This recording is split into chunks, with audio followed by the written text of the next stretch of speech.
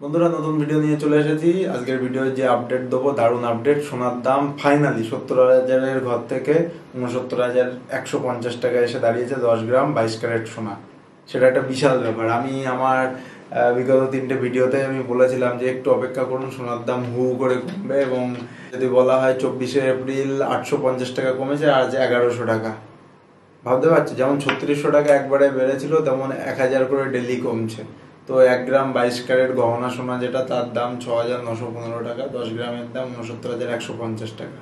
এবং 24 ক্যারেট যেটা খুচরো সোনা, অনেকে অনেক দামি অর্নামেন্টস অনেক কিছু করেন, তার দাম 7,275 টাকা 1 গ্রাম, 10 গ্রামের দাম 72,750 টাকা। এখানেও 1,150 টাকা কমেছে।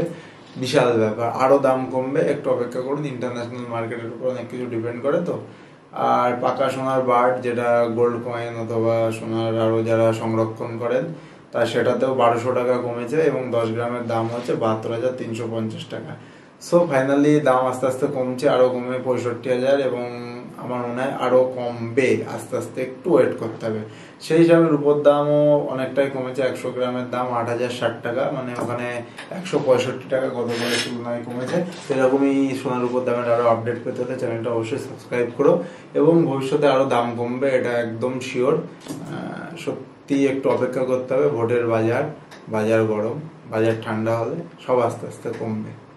সো এই ভিডিওতে এই পর্যন্তই। ভালো লাগলে লাইক করো এবং চ্যানেলটা সাবস্ক্রাইব করতে অবশ্যই ভুলো না। দেখা হবে পরের ভিডিওতে। নমস্কার।